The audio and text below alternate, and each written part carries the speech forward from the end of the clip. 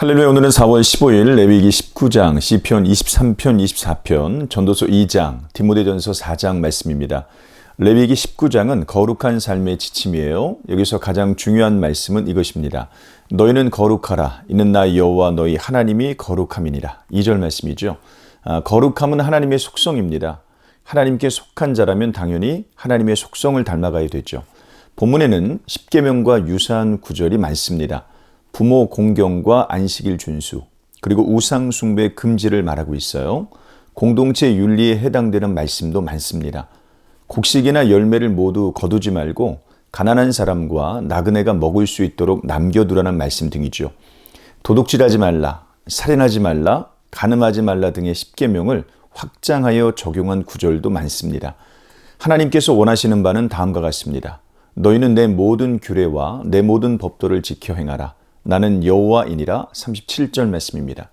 시편 23편과 시편 24편은 모든 것을 풍족하게 채우시는 하나님을 노래합니다. 우리가 하나님의 말씀을 믿고 순종할 수 있는 이유는 하나님께서 선한 목자가 되시기 때문입니다. 하나님을 따라가는 삶에는 부족함이 없습니다. 하나님의 선하심과 인자하심은 인생의 가장 어려운 시기에도 항상 함께합니다. 이 세상의 모든 것은 하나님의 것이죠. 이것을 아는 사람은 하나님을 떠나 살지 않습니다. 그는 여호와께 복을 받고 구원의 하나님께 의를 얻으리니. 24편 5절 말씀이에요. 성도는 하나님의 말씀을 따라 살아갑니다. 하나님께서 주신 모든 규례와 법도를 지켜 행합니다. 하나님께서 의의 길로 인도하신다는 사실을 믿기 때문이죠. 전도서 2장은 헛된 것들을 나열해요.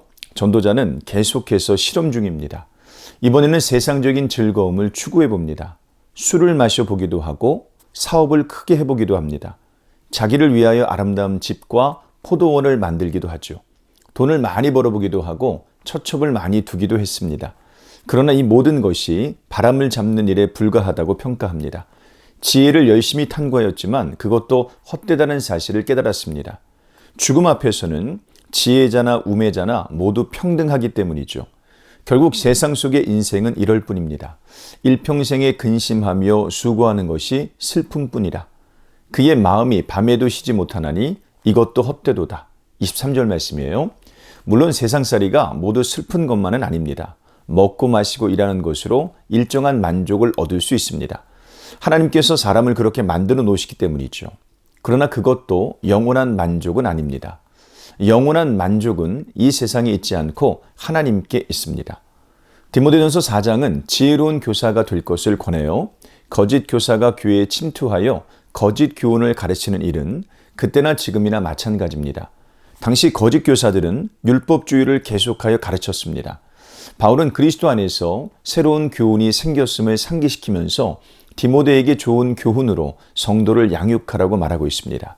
너는 이것들을 명하고 가르치라. 가르침은 목사의 중요한 책무입니다. 바른 교훈을 가지고 열심히 가르칠 때 가르치는 자와 듣는 자 모두가 성숙해질 수 있기 때문이죠. 그러므로 성도들은 가르침 받기를 소홀히 하지 마셔야 됩니다. 오늘 하루도 이런 삶 사시기를 주님의 이름으로 축복합니다. 고맙습니다.